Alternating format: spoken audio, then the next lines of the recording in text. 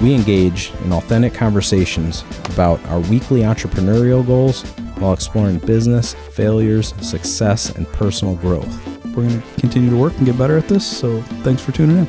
Let's go. Let's do it. Our vision will highlight a diversity of guests who are creatives, industry leaders, and individuals creating positive change within our communities. Join the Our Vision podcast on our shared journey to becoming better humans. It's not only our vision, but it's your vision too. Let's get into it. Oh my God, I almost spilled my coffee. Oh my God. Yeah, we got to find out a different solution for that. Yeah, it'll be fine. This is actually a good solution right here. All right, Joe. How's it going, man? It's good. Yeah. Today's another day. Today is another day. That's very true. Certainly is. Yeah, I'm doing good today. How about you? I'm good, man. Is the Ohio cold weather getting to you yet? It's getting to me a little bit. No, not yet. I haven't really had to go outside much, so it's funny. We're asking each other how we're doing, yet we live together. Yeah, but I don't think we really asked each other that today. I don't think we've talked about that. Yeah, we don't. We never. No, we just say... You ask me more than I ask you, I think. We say stupid shit all day long. Yeah. I like saying pretty much while we're working. Shit. Yeah. It's fun. So at lunch today, we watched... What did we watch at lunch? Rick and Morty. Rick and Morty. Of course. Yeah, so... that was a nice brain break for me. Yeah. Yeah, you're getting into it lately. I am trying to understand. What was that noise? Did you hear that buzz? I did. It seems like something weird always happens when we start out. Yeah, it almost sounded... It wasn't your phone. I don't know. I don't think so. No, it wasn't your phone. I'm not sure what that was. Yeah, I don't know. So yeah, I'm definitely getting down. What were you going to say? How'd you say I wasn't going to say anything. You did say something though. Can't remember what you said. I don't know. For a weird click and pop and... Yeah. There it is again. Yeah, what is that? I don't know. The fuck? Is it your computer maybe? I don't think so. Okay, we'll deal with it. We'll live with it. We'll roll with it, okay. Yeah. So I want to get back to one of the subjects we were talking about in the last episode, which was the Lindale speed trap. Yes. So we looked into it a little more. And it was to clarify what we were saying, because I didn't know if everything I was saying was completely accurate. So I want to make sure everything is, we know what we're talking about when we say things. So it turned out it was a village. It's a village. 160 so it isn't a city, because there's, I don't know how many people you have to have in order to be considered a city. Or a town. But it had 168, I thought you said? It was something small, like 168. No, it was like around 160, I think. Okay, yep.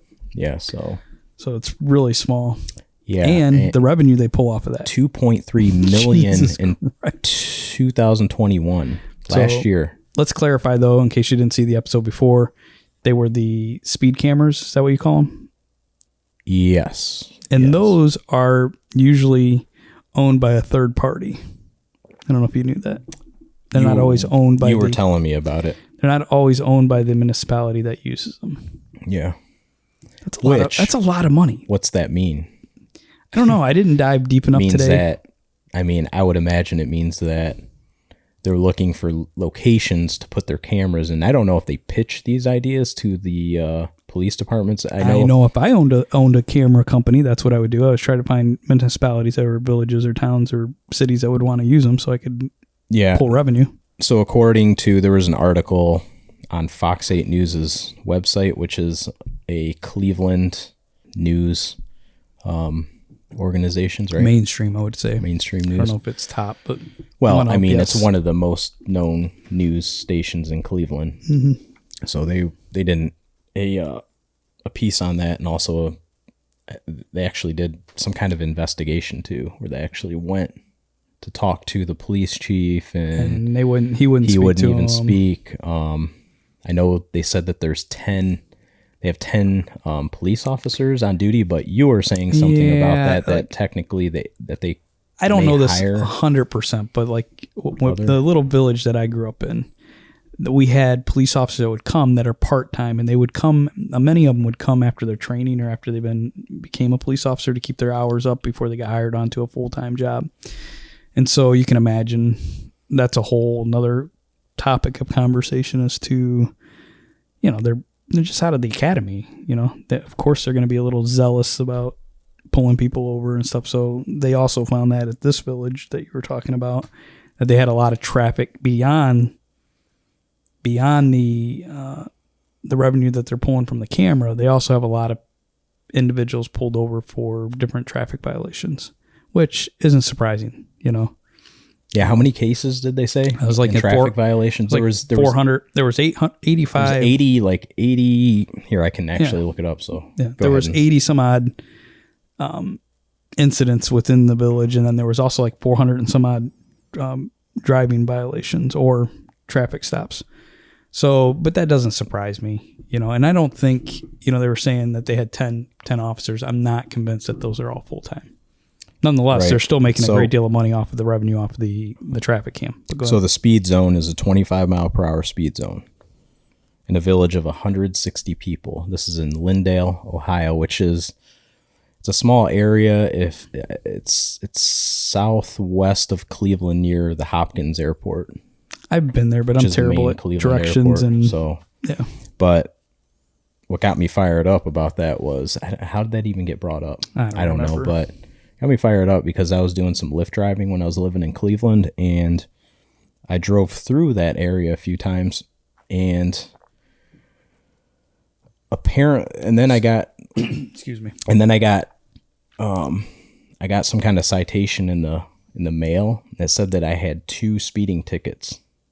The first one I never received, and I had no clue about it, but I was switching addresses quite a bit, moving from different places. I was living in the same building, but in different units. And I got the second one, and they said that it was past due or something, and I owed like I could be wrong on this number, but it was like around $350, $375 that I owed. And that was with like some kind of penalties tacked on because I didn't pay the first one. Those are late fees, yeah. But here's the thing I learned today, because I didn't know much about it. Sorry, I just wanted to interject here. Yep. Was that so if the village doesn't send those off to the court and run it through like a traffic violation, they run it through the third party, and it's a collection agency. And I believe that's where yours was coming from, on the collection agency end of it, from talking to you. But here's the thing. It wouldn't go against your driver reckon if you wouldn't have paid that. But here's the thing they can do to you is they can mess with your, if it goes to collection as a credit. So, and of course we know credit that, people don't think that's important, but when you go to a rental, we've had to do credit checks. Or if you do buy a car, it can make a difference between thousands of dollars you pay over the lifespan of having the loan, or a home or whatever. So yeah, so it definitely messes with people. Sorry, I didn't mean to No, that's okay. Stomp on you, but what I wanted to go into next was, it's excuse me. So when I'm driving Lyft, like I was saying, I'm never intentionally speeding. I'm always trying to stay as best as I can aware of the speed limit, because when you're driving other passengers, and you got people in your car, you want to keep them safe. You want to keep them safe and do the speed limit, Because you did over how many rides? Oh man, over 1,400, 1,500. What was your rating? I had a 5-star. A 5-star rating. So it shows that you take great, you're taking care and trying to do the right thing. So anyways, yeah. And so it's the speed zone goes from 35 to 25. And when you hit the 25, you go under this overpass. It's like a small, I don't know if it's like a overpass for vehicles or trains, but some kind of overpass you drive underneath. And then right after you go underneath that, there's a camera, a speed trap camera, or whatever you want to call the camera, is a speed camera. And And it's a very short stretch of road. So it kind of catches you off guard because you're expecting it to be 35. Right. And then all of a sudden 25, and it's easy to miss. And if you miss it, I mean, the camera is not too far from where the speed limit sign is. So it's easy. It's an easy, I think it's just an easy money grab. It's almost like it's not giving you enough time to adjust to the speed limit. Yeah, yeah. Even if, I mean, listen, when speed limits change, you're not going to catch them right away and be perfect at slowing down, or if they just come up out of nowhere. And I can't remember exactly where the speed limit sign was, but it's very easy to miss, especially when you're driving 35. And there's not really any reason for it to drop down to 25, in my opinion. But anyway, to get back to the statistics. So there were only, in the first 8 months of 2021, there were only 86 incident reports at the police department. And then there were more than 450 traffic cases generated by officers. Yeah, beyond this is up and beyond though those traffic violations. The speed ticket, the camera tickets. And there's 10 officers that they claim are on duty. So not that I know for certain that this village is up against a court case right now in the Supreme Court, or has been. There are some in Ohio, some villages, towns, or cities have made it to the Supreme Court for deciding whether or not this is should be allowed.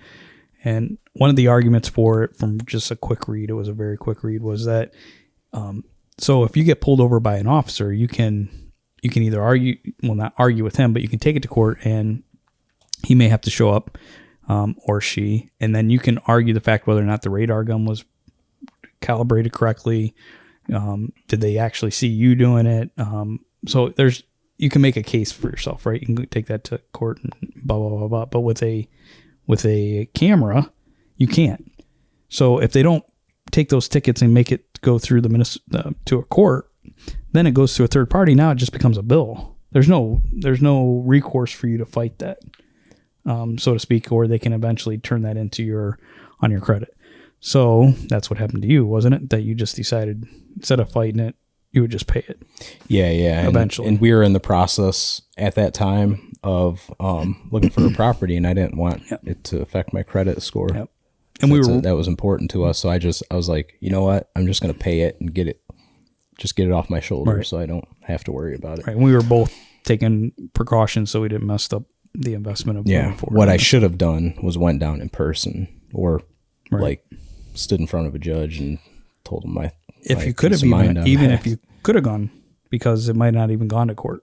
So if it's not a traffic violation, you couldn't have took it in. It would have been a civil case. I would have went down there and spoke to someone wherever you pay the ticket. Right. Because I know most police departments, they have a little spot you can go and pay your ticket and be done with it. So I just felt it was wrong. And like I said, there's a lot of people that drive through there. They're not intentionally speeding. Yeah, there probably are people that are flying through there, but I don't see it being like a high traffic incident area. I think it's just like they were saying in that article piece, it's a quick money grab. In my opinion, $2.3 million is a lot of money. That's a lot of money. And they compared it for a small village like that. They compared it to another village with about the same population. And what was their annual? I do not remember that. Revenue. I don't remember. It was very low. It was like not even close to $1 million. It was like maybe like 60-some thousand. Okay.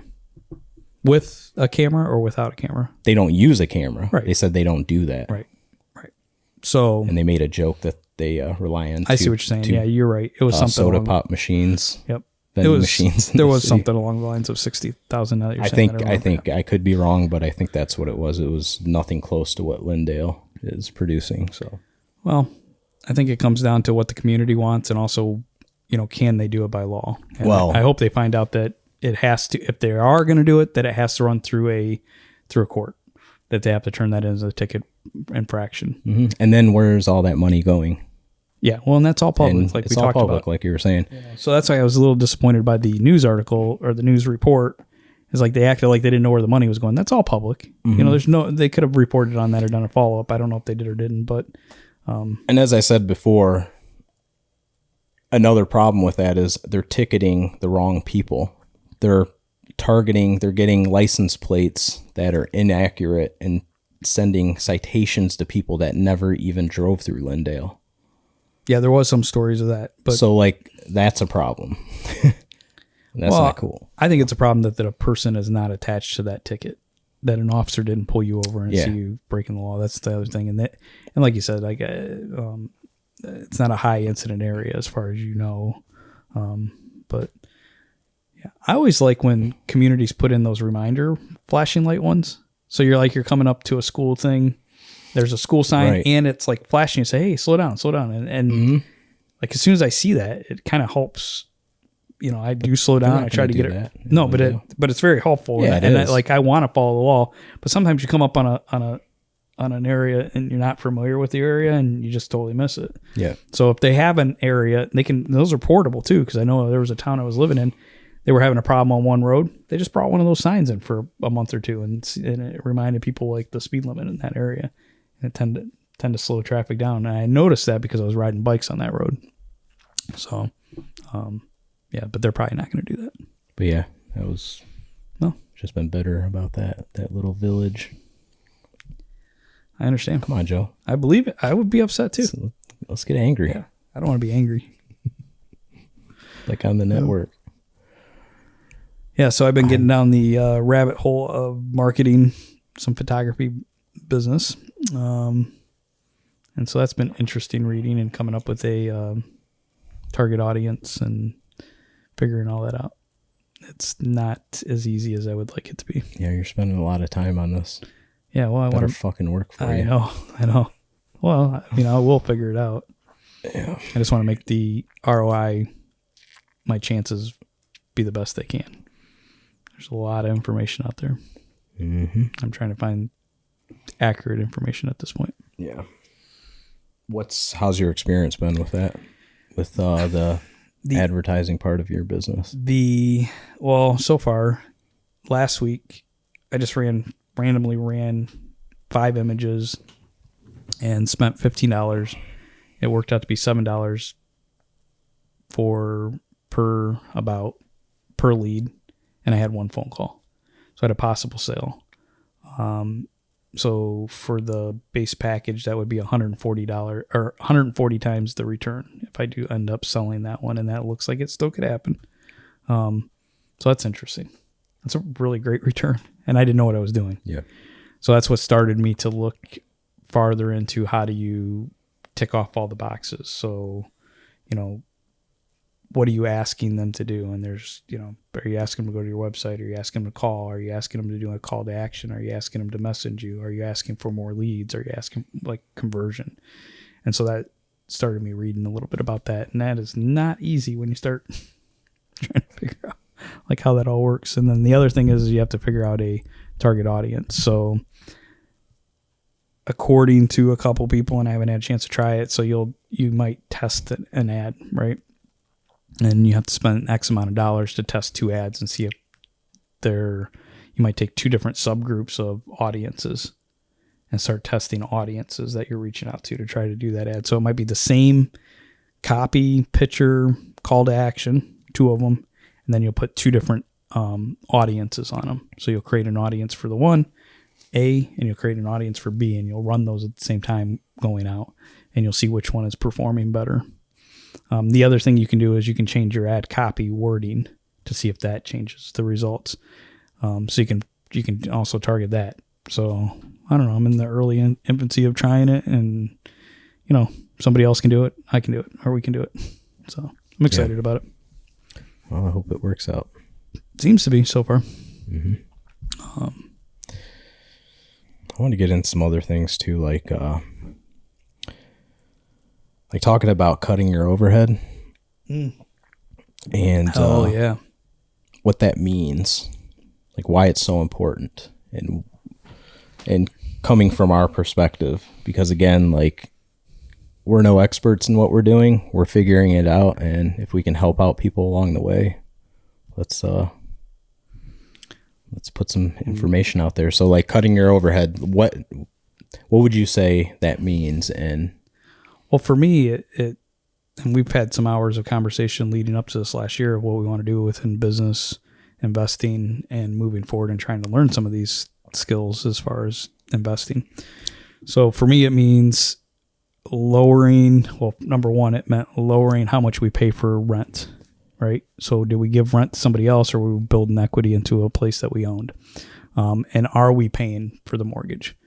So that was the first thing that you and I started. That's like our example of cutting our overhead. So that was a big step moving forward for us, just because, like I said in past episodes, like we've always paid rent for how long? Well, I've paid rent in some never form. had a mortgage. I've never had a mortgage, which so I was okay with too. There was a lot of times where nothing wrong with that. I don't think it would have been wise for me to have a property. Yeah. I was making different decisions. I wasn't as rooted as I am now, or as consistent in my life. So I'm okay with transitioning now, I guess. Mm-hmm. I think I probably should have done it a little sooner, but fuck it. So yeah, for us, it was just about, cutting out that rent payment that we were making every month for the past several years. And there's nothing wrong with that. It's great to rent, because then you don't have to worry about expenses of owning a property. If your hot water tank, like if the boiler goes on this place, a leak in we're looking at $6,500. Yeah. I mean, that's a chunk. If the roof needs replaced, that's, I don't know, we got a quote this summer, it's $10,000. Yeah. There's expense. So, but as long as you're running your numbers right and you make a good deal on the property, it should cover those expenses. The property itself should cover those expenses. Yeah. And I think we fortunately have made a quality choice, but let's get back to cutting overhead. Mm-hmm. So housing was one area. The other thing is that hindsight, when I look at the type of vehicle I drive, I probably should be driving maybe a little less expensive vehicle. Yeah. And we're going to correct that over the next 3 or 4 years with this vehicle. Either pay it off early or trade it out once it gets down to the point of where it makes sense to do so I don't have negative equity when I buy another car or have a loan. So car. And then the other thing, what it means to me to cut overhead is unnecessary spending, right? So I don't know what that means to you, but for me, it's like, am I buying clothing every week? Am I doing entertainment every week? Am I buying alcohol? And I don't drink, but, buying in excess of things that I don't really need. Gadgets, things that aren't assets. And so that to me means cutting overhead, right? Yes. But going back to the biggest overhead cut that we made this year, which is going to have added value to the business and investments, is that we saved the first year. We're going to save, it's unbelievable amount of money for us.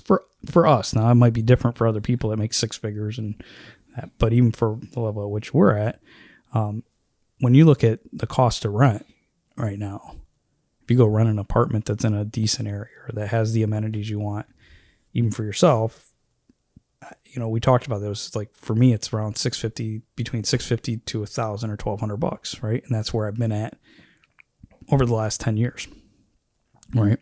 So let's just split that at $8,000 or $800. $800 a month for each of us, right? That's $1,600. You got your phone over there, 1,600 times 12. I don't want to do the math right now, but it's quite a bit of money. Yeah. Yeah. I mean, you're talking 12, 6, 16, $1,700, $17,000, $17,000 that we're going to save this first year. So I think if we get in our head that we've cut our overhead like that, how are we using those resources to better us down the road with other investments, right? So are we doing assets? Are we spending money for advertisement like we just started talking about? So take those assets that you would have spent on renting, and now we're going to take those assets and move it into advertising or building marketing materials for us, or our next property, whatever. Right? Or paying down a car or whatever that might be, right? So that's where I'm at. So think about most people just having that part of your overhead cut could be life-changing. And it's not about, you don't have to be rich. It's just small steps you take. Just cutting that one thing out would be life-changing to a lot of people.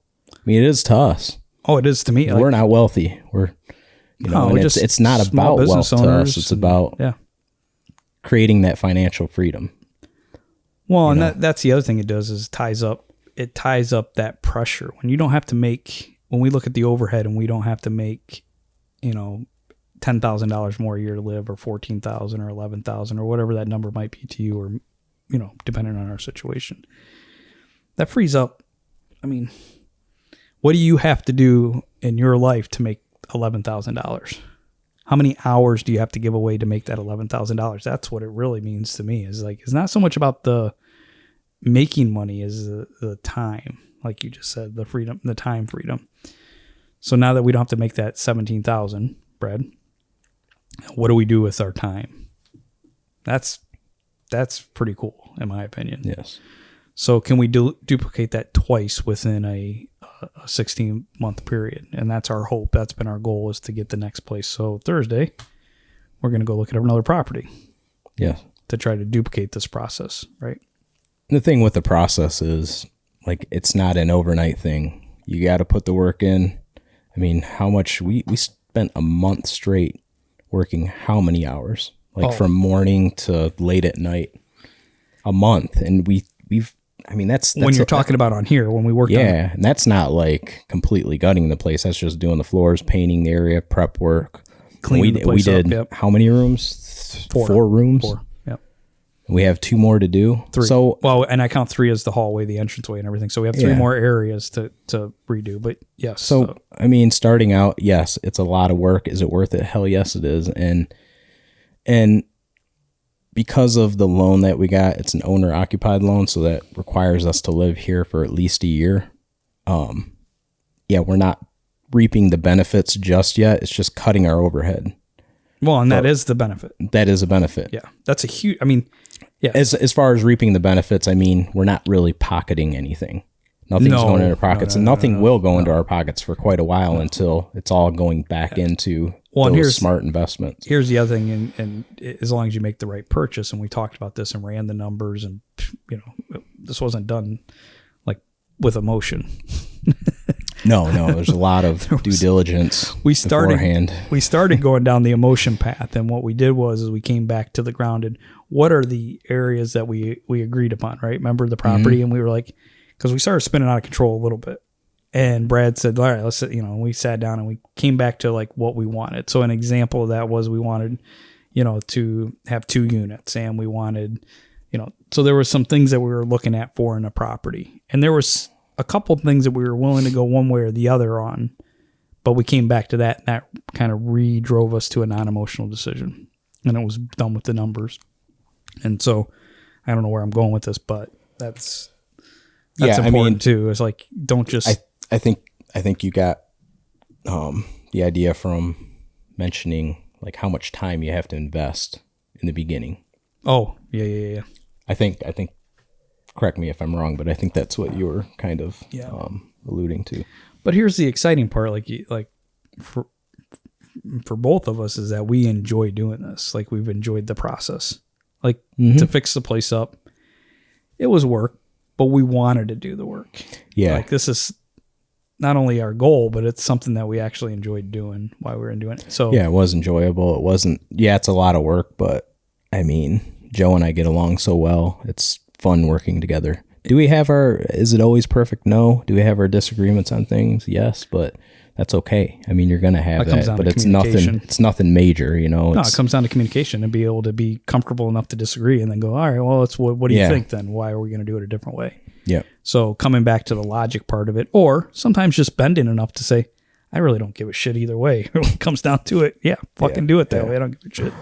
But the other thing I really enjoyed about the process of cutting our overhead was it kept my mind occupied. When we were learning about the different loan structures and running the numbers and what it meant for cash flow and what it meant for like does this really work, right? Is this property undervalued, or are we paying too much for it based on the numbers? Can we increase rent at some point? And those all things, like learning those things, and some of those things started ticking off, and like, oh shit, well that does make sense, doesn't it? Like, because this property still could pull in another, I don't know, $2,400 to $2,600 a year. So we have that room to expand cash on cash profitability. And then we also have the Airbnb that we're working on. So, and those numbers are 2 to 3 times more than what we would traditionally get for rent based on the area that we live in, based on the city circumstances and where it's going and what it has to offer for tourism. So yeah, it's exciting. Like, I'm excited to go look at those places Thursday, cutting our overhead more. You know what I mean? So it seems counterintuitive that buying another place would lower your overhead, but it really will in this, and well, we don't know for certain because we haven't ran the numbers on it, but it will, because it's an investment and it's an asset, right? So it's going to produce, instead of us, when I own a house and there's no way to rent it, that's not an asset. That's just a payment. Yeah, when I have a car, liability, like a car is. Yeah, it's a tool. Yeah. It provides shelter for a family or provides shelter for you, but this is an asset to me because I'm not paying anything, Brad. We're not paying anything to live here. No, it's 100% covered. 100% covered. The only thing that we're paying some utilities. Yes. And that's it. But again, we're still cutting out that rent payment. I was paying at the lowest, $650 a month. Yeah. That was at the lowest. Right. Plus you're paying utilities on top of that. I mean, it's a no-brainer in my opinion. Right. If not saying, some people don't want to deal with this. Well, it's a personal choice.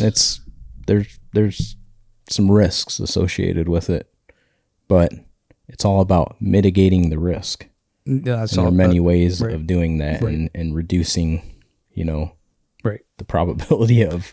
Right. There's things that you can do to reduce. Yeah. An example of that would be, one of the risks of having a property where you allow somebody to live in it and pay rent would be that they don't have a high enough income or they don't have a job record, right? Or, I know a lot of people don't like this, but they have a very low credit score. You have to determine where that credit score drop off is. So you're fair to everybody. You know what I mean? This isn't an arbitrary thing. You decide, where that cutoff is at, right? And that's just one part of the puzzle. Mm-hmm. Making sure you do the background checks. References. But there's also people like to splurge when they get a property and they let their emotions take hold of them. And they're like, oh, I'm going to put in a marble countertop in the kitchen. And, oh, wait, let's, what's another example? I'm going to put in instead of paying $210 a square foot for floors, I'm going to pay the $4 or $5 a square foot for flooring. Right. Yeah. Or, faucets or something. You want to have a good quality faucet, but are you going to put in, like you said, the granite, or are you going to put one that's a cascading fall? It's just, this market doesn't allow for that. Right. And so there's different classes of rental properties too. And I think that's important, So, you can meet it in the middle and still have a nice quality place to live in. Right. I really liked what your father said one time. You want to fix something so it lasts for 10 years. It's a good way to look at it, or 20 years. Like, you want it durable. You don't want to chintz out. You want it safe. You want it clean. And I think that goes back to the point that you and I have always said. We wouldn't want to have a place that we wouldn't live in. Yep. So what we did, we didn't chintz on the floors. I did a lot of research, Joe and I did, and got a nice quality floor finish and paint as well. Like, we didn't overpay for paint, but we didn't chintz out on paint. We got good quality paint that's easy to clean. That was another factor that we took into consideration, especially for the trim, because people are going to be placing a lot of items on it, like us, plants, and then also like the areas that didn't have wood floors. We took out the carpet. We decided we were going to put vinyl plank flooring in, but we didn't want, we're not going to put the top of the line stuff in. We're going to put like a middle of the road vinyl plank flooring. We did our research, and they're solid floors, and they look nice, and they're durable. Right. They'll last a long time. You'll probably never have to change them unless, like, you know, with any kind of floor. I mean, you can always damage them, but right. It would be an extreme situation, I think, or that it would be time, like 10 years go by or 15 years go by, and it looks beat up and you want to upgrade again. So, yeah, so I think, you know, this year has been really good for that. And it's also exciting where we're at in business. We've been working together for 10 years, so we have some other relationships that we have built within the community and within the industry now. So we're starting to get business that comes in that's just kind of organic and natural because we consistently do the work and we're able to produce the results that they want. So that's been good for us, which is helping us. It's all kind of fitting together. Did you hear that? Yeah, I heard it again. Yeah, I don't know. It's almost like a digital interference somewhere. No, it sounds like a device. That's what I'm saying. Digital interference. Oh, but it sounds like it's I in thought there you meant though. like something random just causing that to buzz, but I don't think it's that. I don't know where that's coming from. There's no way that's buzzing. Right. So what I was saying is that so it's all kind of fit together over a decade's worth of work. And the last 2 years have paid off last year and a half paying off thinking about what we want to do to financially move forward, to have this freedom. And the end goal for us is to be able to do more and more creative work and not do work that we have to do to make a living. Not that we don't enjoy it. We do enjoy it. I mean, I enjoy being a photographer. I enjoy doing communications with Brad. I enjoy visually creating pieces with you for other companies doing that. I enjoy it, but we also know that we want to do more creative projects for fun. Yeah, at some point, kind of transitioning away from the corporate world, at least that's kind of like my goal. And we're working together. Yeah, so we've been talking about doing that. And so along this journey, we've decided to do this podcast to not only be verbally kind of document the journey of what we're doing, but also invite other people in to talk about what they're doing and to share with you even the mistakes that we're making, so that, I don't know, we can talk about different subject matter also. So you want to go back into talking about some of the steps we took to acquire this property? Like what would you say was the first stage of this process when we first began talking and discussing what we wanted to do? Well, I think fortunately for you and I is the trust factor that we had, because we basically did this on a handshake. Yeah. Purchasing this together. And again, always be very careful of who you work with because it can be a dangerous road if you don't truly know who you're working with. And it's rare if you find somebody to partner with and that you can fully trust on a handshake. So I think that don't was just jump in. Really fortunate with us. But for a little caveat there is that even though we did this on a handshake, we've also secured a lawyer to make sure that in case something were to happen, that that it's taken care of. Yes. Like there's no question about it. But we did do it on a handshake, and it still is a handshake. But we both agree that it's good to have a lawyer check over documents and things like that, and also have it prepared. Yeah, if something were to happen to either of us, right, I mean, it's covered. Yeah. So I'd say the first part is like, fortunately, because we're not wealthy people, is we were able to partner together, pull our resources together to be able to accomplish what we did here over the last year. And so I think the first step was also agreeing on what we were looking for. So we kind of went back and forth on that a little bit too. I mean, that wasn't all just easy. Like, because you really want to be farther out in Cleveland, and I wanted to be, but you were willing to be fluid with that. But you had the job, so I was willing to, for your sake, to find a place in this area. Yeah, because I told him I couldn't commute. I didn't know what I was going to do. And I was moving out of Cleveland anyway, so right. But I'm just saying, okay with it. Yeah. But there was, not that we had friction, but we talked about that. We discussed it. We were open about that, and that was not an agreement. That was a compromise. Yes, and we were willing, and even you, Joe, if we found a place in between. Yeah, we were starting to look. I think yours was like you didn't want to go more than 50 miles. Yeah, or I drew a 50 mile commute. You know what I mean? So we kind of looked in that kind of a 50-mile radius, I think, is what we kind of were looking for. And we wanted to stick to like like we said, we're in Sandusky, Ohio. We wanted to kind of find a place that was between Sandusky and Cleveland.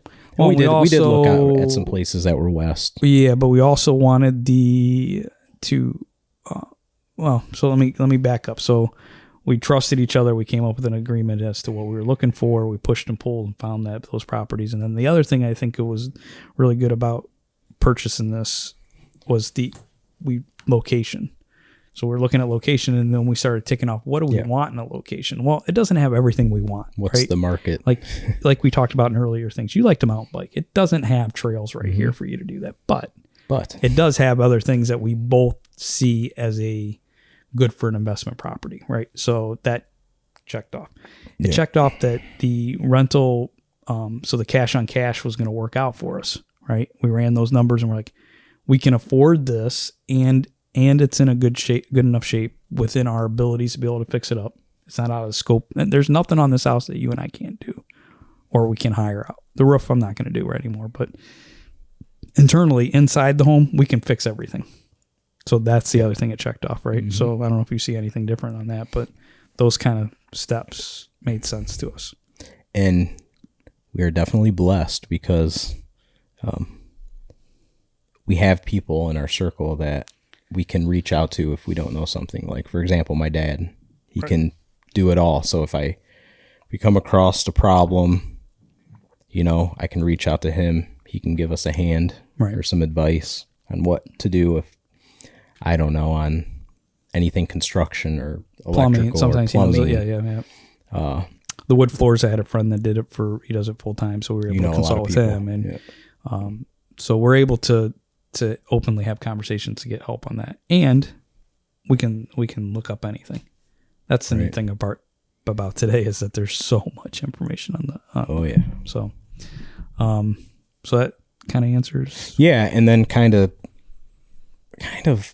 going through that process, like we started at what we just mentioned, where we went from there and where we're at today. So I guess the next step was actually, figuring out how to run the numbers, making sure that doing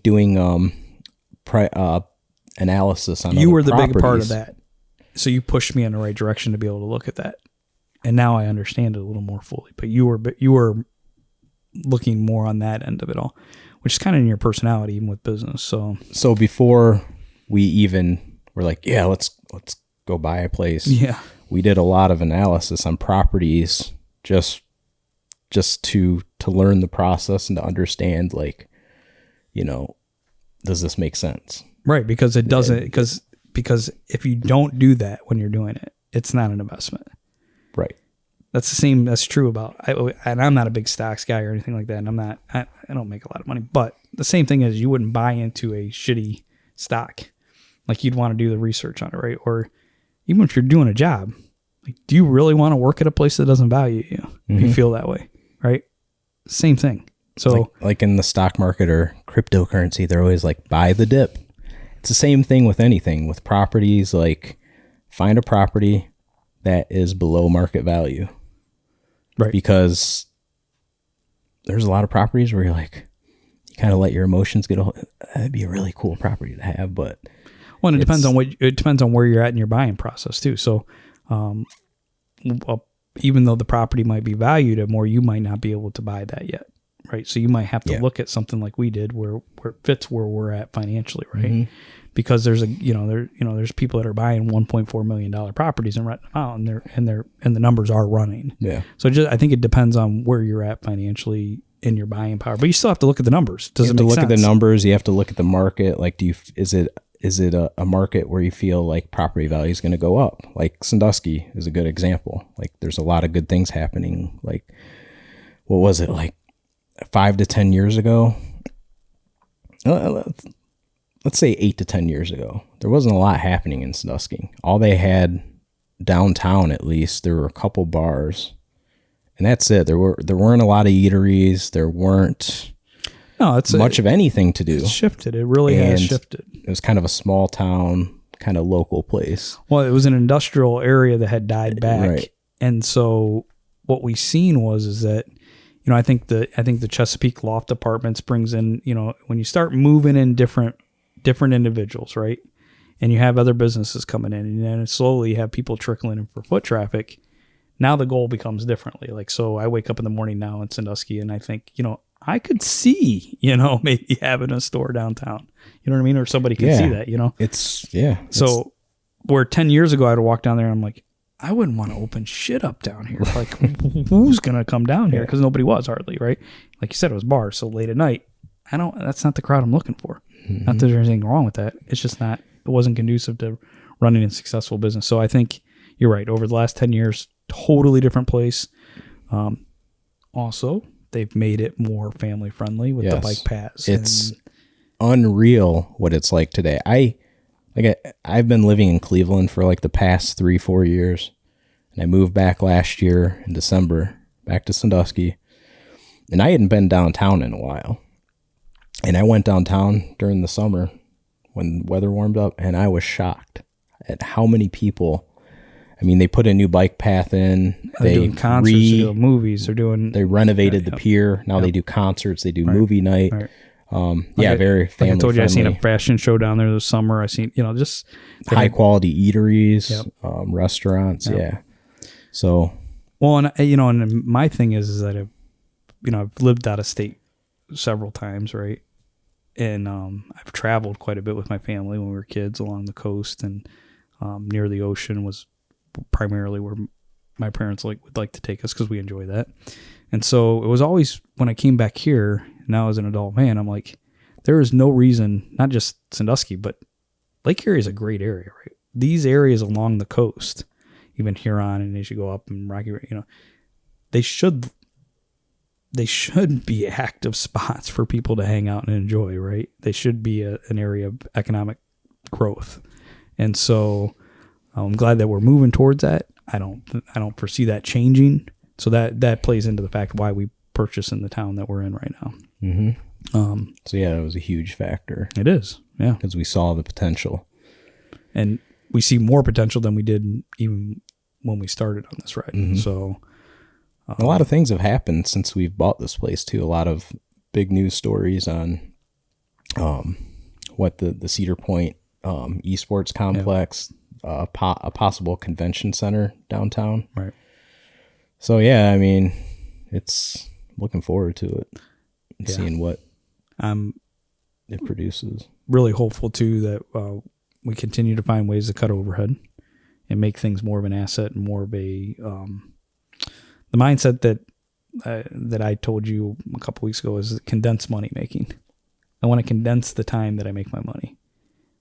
Because money, you know me, as long as I have what I need, it's great. You know what I mean? Like, I don't need a whole lot, but I want to be able to travel a little bit. So condense money making. How do we do a video project, get that done in 3 months, and turn XYZ into cash into our account for that? And how do I work 12 days photographing weddings if I want to do that, or whatever, if I start doing product photography, or if I do senior portraits, or if I do business corporate headshots or whatever? How do I condense that to a value product and do it, make a good chunk of change doing that for my service because I put the time in to do that, right? And then do it well. And then I don't have to work 300 days, right? I work 70 days a year on that. And then I take my other 50 days to do creative work if I want. So if I can make my money in 70 days, that makes sense to me. So condensed money making. And I think we're working towards doing that. Mm-hmm. There were so many times along that journey where I wanted to give up. Oh my God. Like, so many times it was a struggle. I mean, yeah. And I'm sure a lot of people are going through that. How broke were we? How broke were we a couple times, dude? We were eating fucking ramen noodles. We just kept going, And eventually, you started to see results. Yeah, the longevity. And that was 10 years of struggle and as business owners. Well, and the other thing was as I wasn't doing this full time, so I was working. Excuse me. I wanted to do this full time, but I also wanted to do some other things. Like, I was teaching kids for 7 years. I enjoyed doing that, but that was not for the money. I wasn't making a great deal of money doing that. So it feels so good to be on a path of doing this full time and trying to problem solve daily on how do you build revenue streams, condense that, right? And get good ROI and to cut overhead, right? That's the goal right now, right? In business. And wealth means something different to everybody. And I think you were kind of alluding to that. Like you don't have to make 6 figures to be wealthy. Well, you hear a lot, and I think people get this notion in their head that success is wealth. But is it really? No, it's not. Like success is that first step that we made. Right. And it may be different to other people. Their idea of success might be different. Yeah, define that for yourself, right? But just us cutting that overhead and like I said, there was a lot of years where I mean, I didn't have this mindset. I didn't realize. But the important part is that we're continually moving forward and learning how we can improve our business, how we can cut overhead and what an asset is and how to improve our situation, right? And to me, that's what counts, right? And not giving up. And I think you said something in an earlier episode that's been sticking with me as failure. Failure doesn't mean you're over with. So if like something does, like, so if I spend $500 on this ad that I'm trying to figure out right now, or 1,000 or 5,000, but it's going to be 100 to 500. That's what I told you I'm going to spend, right? If it doesn't work, all the time in between reading about it, learning about it, ticking off the right boxes, figuring out what works and what doesn't. So it might fail, right? It might, but I doubt it will. But right? failure doesn't mean it's over. Right. So you just keep working and trying is what They're just small setbacks. It's trial and error. Yeah. Adjustment. That's all it is. I keep seeing it as the word adjustments. Adjustments, yes. So it's good. I can see why people wouldn't use that interface I was using. So back to failure, because when you look at it, it's so overwhelming. And I'm overwhelmed by it. You know what I mean? Like, and so it's like having too many choices at the store. Sometimes you won't make a choice. And I don't know if I ever told you that Target did I think it was Target. They decided that a certain amount of product choices on, so if you had soap, you'd have 7 of them, 7 different types or whatever, right? So they're really good about limiting your choice to the point where you're not like overwhelmed. So you make a choice. But that interface is very intimidating.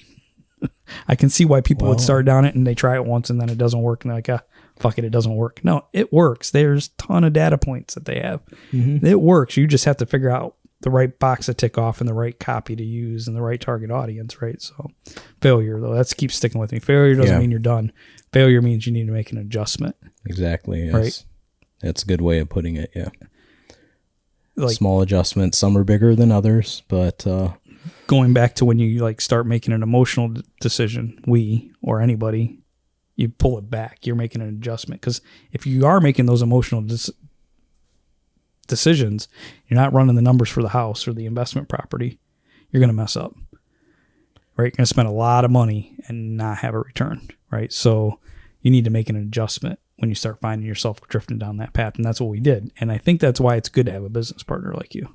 It's because we do that in our own ways to each other. And you said you're giving up a lot of times. There's been a lot of times where we've talked about, oh, don't give up. I mean, like, it's, or we'll talk back. Keep moving forward. Yeah. And like we push each other. On we can bounce off each other when, and just kind of build each other up, to keep moving forward. And that's really what I want this conversation to be about when we invite people in. I want to build people up, right? Yeah. So my community's better if, I don't know, a florist is doing better, or if a bike shop downtown, electric bike shop downtown is doing better, or, or whatever that might be, right? Or it doesn't even have to be a business. It can be an individual. Like when an individual is doing better, like that's good. That's good for everybody in the community, right? So I kind of, not to be like fluffy rainbow, but that's the truth, man. Like we should be supporting people. Yeah, I don't look at anyone as competition. No, and that's like, I look at everyone as, hey, I want you to succeed in whatever you're doing. Yep. I don't give a even if it's in the same industry. Even if it's in the same industry. And I think there is a shift happening in that with like, with people starting businesses and helping each other out. You see a lot of that today than you did in the past. Well, yeah, I think and there's so many more opportunities today for people to kind of do their own thing. And again, I think there's a huge shift happening where people are seeing that and realizing that and waking up to the opportunities Yeah, I think that are presented. I think there's a couple know? ways that happen. I think there's ways that people market to grab money from people. Yeah. And I definitely think there's some genuine people trying to help others who are trying to solve problems as entrepreneurs. So there's, it's just like anything. Yeah. And you're always looking at your so-called competition.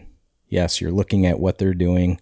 But when I look at them, I'm like, what are they doing better than me? Well, yeah, like how, I'm not looking at it from a perspective where I'm like, well, I'm going to do better than them because what can I want to learn shut from them down. Yeah. Or no, that's not the way I look at it. Yeah, how do you learn from them? Because there's always going to be somebody out there that does whatever skill set it is better than you. What I was doing today, the last 48 hours, was looking at ad copies of other individuals who I like their product, right, or their service, trying to figure out how to even write ad copy. I don't have a degree in this, right? So yeah, looking at people that are doing it better than you, I totally agree with it. Yep. So that's kind of what I see about us continuing moving forward. We're on episode 3. We're going to continue to move on forward. Who knows, dude? I mean, we're not great at. We're not saying that we know everything. What we're saying is that we'd like to pursue talking, right? Yeah, right? And maybe help people learn things that we made mistakes on, continually learn, because we're going to make more mistakes. Right. So anytime you do action, you're going to, if you're doing something, you're going to fuck it up at some point. Yeah. So another thing before we end this episode is we're going to have some guests on the show. What's up? How long have we been talking? About as long as we usually. I think it's like an hour 18 so far. Why does that say 2? I don't think it's actually 2. It starts at 1 at the beginning. Oh, okay. I was gonna say, 2 hours went by. Yeah, that was. But I think we're sticking close to what we've been doing. So anyway, what I wanted to get to was we're gonna have some guests. We have a lot of interesting friends and people that we know, and we're gonna talk about anything and everything. And hopefully, at the same time, there's gonna be some valuable information that gets thrown out there that people can take and benefit from. Yeah. So the plot. Yeah. So look forward to hearing some interesting people on the show. And anything you want to say, Joe? No, I'm just really looking forward to talking to individuals that are moving forward and doing well for themselves, and that means different things. So yeah, and how they're doing it, what keeps them going, what motivates people, what they've learned from working for themselves. And that doesn't necessarily mean that be the only people we have on, but those are the things that I'm interested in, is like what keeps you motivated to move forward, and what have you learned, and why does that process work for you, and why did you think a process worked but it doesn't, and you've adjusted it, right? Or I'd love to meet somebody else here in the community that's investing in property so we can learn from them. You know what I mean? So yeah, I'm really, really excited to continue the show, get better at it, because we're going to learn. I mean, this is a brand new venture for us. Like I'm trying to improve my communication skills. Yeah. Yeah. It's a big challenge for me. So yeah, it's not easy. Not that I'm bad, but not easy for you though. This doesn't come natural, right? Yeah. And I don't think this comes natural for me either. This is a totally different format of communicating. We're locking something down permanently, right? So there's an archive of us either doing it well or not performing well, or it's not even a performance. But what I'm saying is that when you record something, you could say it wrong, right? So we came back today and talked about the traffic thing. We wanted to research to make sure we were accurate about what is it? Is it a village? And are they, how are they getting that revenue? And what's the size of the community? So we corrected it, right? So we're going to be open to looking at ourselves too and how we can improve and make it better, right? Absolutely. So I think that's it. That's it. All right. It's a wrap. Peace.